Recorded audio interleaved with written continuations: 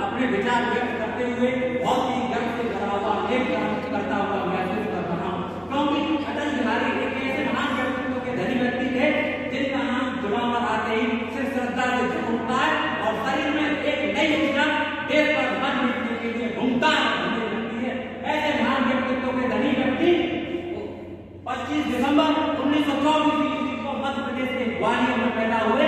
वो एक उनका व्यक्तित्व तो हिमालय पर्वत की तरह था। जिस प्रकार हिमालय पर्वत की विशाल काया भारत के लिए हमेशा सुरक्षा का काम करती है, उसी प्रकार उनका नेतृत्व भारत के लिए सुरक्षा का काम करता था। उनका व्यक्तित्व तो सूर्य के समान था।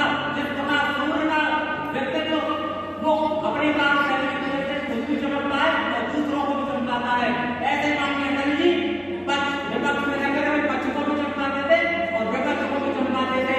ऐसे व्यक्तित्व वाले धनी एक कुशल राजनेता होने के साथ साथ एक अजात शत्रु राजनीतिक थे, जिसके कारण वो 10 बार लगातार राज्यसभा लोकसभा के सांसद और 2 बार राज्यसभा के सांसद रहे। वो सबसे पहले 16 मई 1996 ईस्वी को संसद भवन पहुंचकर प्रधानमंत्री बने।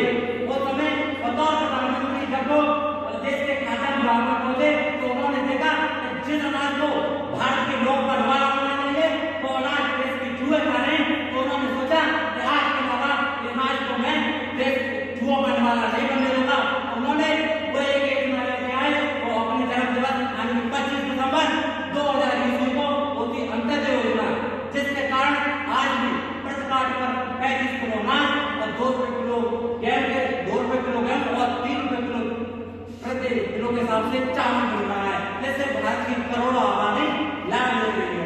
महोदय उन्होंने पिछले भारत की पृष्ठभूमि को देखते हुए एक स्वर्णिम केंद्र को योजना लेकर आए, जिससे दिल्ली में चली कोलकाता को जोड़ा, जिससे भारत विकराल भारत एक समृद्ध और एक मुक्त भारत दिखने लगा, जिससे भारत की पृष्ठभूमि विश्व के मानचित्र में ऐसे कर गई जिससे आज तक भारत के मानचित्र की पृष्ठभूमि ठीक नहीं पड़ सकी। महोदय उन्होंने भारत और पाकिस्तान के रिश्तों को मजबूत करने के लिए एक सेवा चलाई गई होती बस सेवा, जिसका नाम था हिंदे सरल, जिसमें प्रधानमंत्री माननीय श्री अटल बिहारी जी खुद पहले यात्री बनकर नवाज शरीफ के पास पहुंचे। उन्होंने इस अपनी स्वयं रचित कविता वहां सुनाई होती कि भारत का पड़ोसी साथ साथ रहना है। अरे बात करो दोनों को सेना है, अरे बात करो दोनों को सेना है। अरे जो खबर उठनी तो बच्चों के नाम होने देंगे, लेकिन अब जन्म नहीं होने देंगे। लेकिन बात के नाबाद करना हो ये दोस्ती राज नहीं आई। उन्होंने कारगिल युद्ध की लड़ाई, फिर अटल बिहारी जी ने समझदारी निभाई, कारगिल युद्ध में भारत को जीत दिलाई और पाकिस्तान ने भूखी खाई। आने समय में उठते हुए आक्रमण को देखते हुए माननीय श्री अटल बिहारी वाजपेयी जी ने परमाणु परिषद की चोट पर एक से